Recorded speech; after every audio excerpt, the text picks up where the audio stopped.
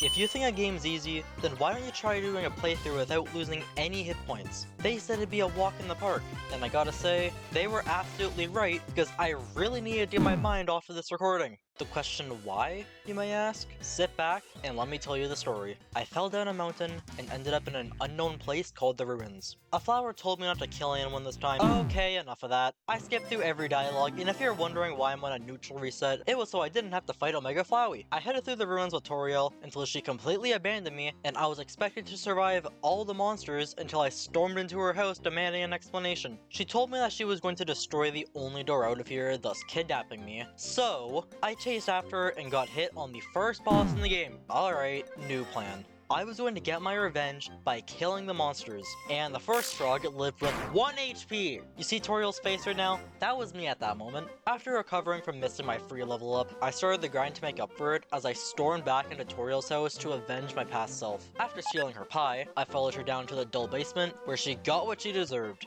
And we're just going to forget me almost getting hit again, okay? With the only exit still standing, I took the opportunity to get the hell out of here while I still could. I was stopped by Sans, who apparently has no interest in doing his job just like everyone else. And then I found a dragon Christmas tree thing. Yeah, it doesn't exist anymore. And that's not even a joke. Snowdrift gets replaced by Childrick, which is just Snowdrift but edgy. I made my way through Snowdon, making dust with whoever was foolish enough to attempt to lower my health, and now we're at Papyrus. For some reason, I always get hit on Papyrus, even though he's not that difficult. But this one was different. I skipped part of the fight by punching him enough times, and his last attack was easy to avoid. I spared the tall skeleton since I have no beef with him, and then took a break with Sans at Grillby's. We talked about his brother and a talking flower, and then he spilled ketchup on my fries. I promise this is important. But for now, let's continue through Waterfall and destroy Aaron since I'm always reminded of the Pokemon Aeron when I see him. But Washup, on the other hand, you're a little guy. You can live. Undyne failed to damage me at the bridge, and now it's time to buy my new favorite item, not the ice cream. That sucks. But the punch card that comes with it is absurdly broken.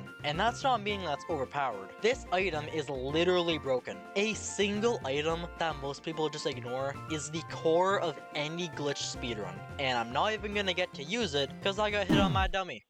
Time for Plan C. My idea was to do a genocide run and abort it just before I reach Sans. It would be incredibly risky since I'd have to do a lot of encounters and fight Undyne the Undying, but I was determined. So I reset back to the ruins, took out the trash, aka the monsters, and backstabbed Toriel after she literally saw me kill a Frogget and didn't notice the dust on my clothes after I broke into her house for the 3rd time. I just want to say, it's completely her fault for not stopping me. But before we move on to Snowdon, can I just complain about how hard these scripts are to write for a minute? Like, I try to make these videos around 10 minutes, but it's really difficult when barely anything interesting happens. Undertale's a pretty short game, and you would expect all of these challenges to make it long enough to where I could easily make a 10+ minute script on it. But when you encounter things like Snowdon in this run, it's really just the same thing as in the ruins. I kill things as I progress towards the end of the area. And yeah, I could just say the same type of thing as it did during the ruins, but it just doesn't feel right. I need to make each area unique, not just the same script for each. Maybe it's a sign that I've almost reached the limit of Undertale. Don't get me wrong, I love this game and I still have plenty of ideas for it, but to me, it just feels like the Undertale era is reaching its end. It's a scary thing to think about, cause what do I do when I have no further ideas for this game? I'm still a small YouTuber, and I'm so glad I was able to even make it this far, and I hope to grow even further. 10,000, 100,000, 1 million. I know I've spent a long time on this, but it just feels right. And what also feels right is getting revenge on Sans for spilling ketchup on my fries by killing his brother.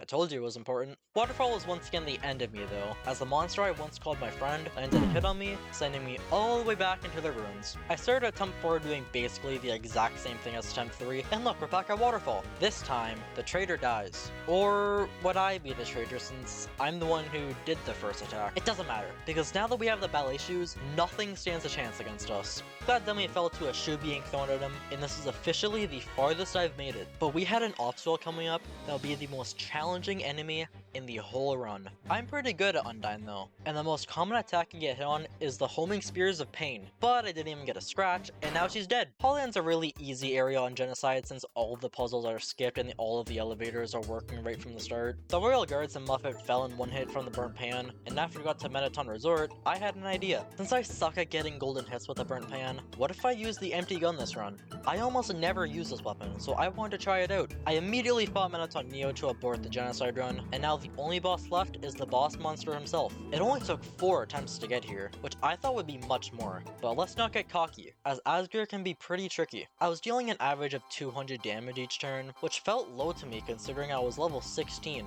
using the empty gun and the cowboy hat. But wait, if the gun's empty, then how am I even using it? Am I just throwing the gun at Asgore? No wonder it barely deals any damage. I was getting really far into the fight, only 1 to 2 hits remained before I won, but like always, right as I'm about to win, it gets snatched away from me. Fuck this game!